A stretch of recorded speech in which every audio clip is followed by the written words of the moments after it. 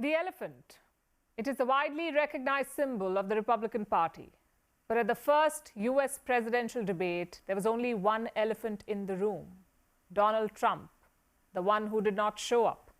On Wednesday, 8 Republican candidates took the stage, including Florida Governor Ron Desantis, former Vice President Mike Pence, businessman Vivek Ramaswamy, former South Carolina Governor Nikki Haley, and others. This was the first Republican presidential debate of the season, so obviously there were some fireworks. The candidates sparred, they exchanged blows, they slammed Biden and the Democrats, they debated abortion and aid to Ukraine. This is disastrous that we are protecting against an invasion across somebody else's border when we should use those same military resources to prevent across the invasion of our own southern border here in the United States. All in all, it was perfect television. But was America tuning in? Not really. You see, these 8 people may have been on stage, but the spotlight was still stolen by Donald Trump. The former president boycotted the showdown. Instead, he chose to do an interview. So why was he not on stage? Because Trump does not think it is necessary. He believes he's miles ahead of all candidates. And while Trump may have been absent, it was all that the candidates talked about. If former President Trump is convicted in a court of law, would you still support him as your party's choice? Please raise your hand if you would.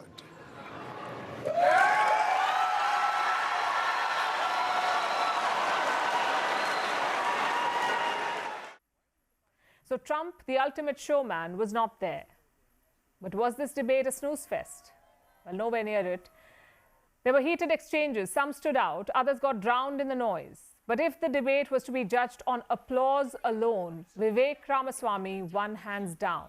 3 months ago, this US billionaire was a nobody. Now he's the second GOP favorite. This is a man who has never run for public office. But he completely dominated the debate. Trump's absence, in fact, helped him. He got the loudest cheers, he got attacked the most, and seemed to be enjoying the spotlight quite a bit. Let us be honest as Republicans. I'm the only person on the stage who isn't bought and paid for, so I can say this. The climate change agenda is a hoax. Hold on. I've had enough. I've had enough.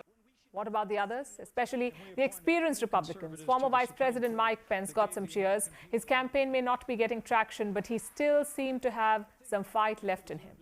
Of course, his experience helped. Mike Pence is no stranger to Republican debates, and that gave him an upper hand. He took a swipe at Vivek Ramaswamy. He called for nationwide abortion limits. And when asked about the Capitol riots, he said he put the Constitution first. I think the American people deserve to know whether everyone on this stage agrees that I kept my oath to the Constitution that day. Nikki Haley was the only woman in the room. She too fought it out and even quoted Margaret Thatcher in the process. This is exactly why Margaret Thatcher said, if you want something said, ask a man. If you want something done, ask a woman. So Ramaswamy, Pence and Haley shone bright. What about Ron Desantis? At the beginning of this year, the Republican race was a 2-man contest: Donald Trump versus Ron Desantis. But the Florida governor has since tanked. Desantis tried to fight back on stage, but without Trump, he was merely shadow boxing. None of his hits actually landed.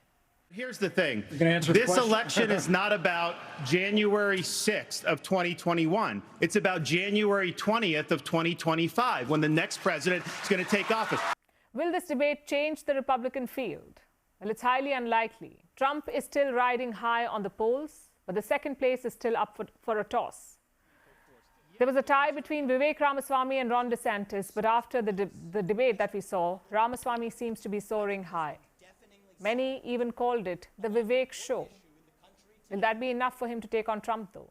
He may not have that much political clout, and honestly, he may not even want to. But as an outsider, he has established one thing, that he's here to stay in the race. As for Donald Trump, he won it without fighting it. His influence seemed everywhere, even the clothes that the candidates wore on stage. All 7 male candidates lined up wearing dark suits, white shirts, and red ties, an echo of Trump's standard attire.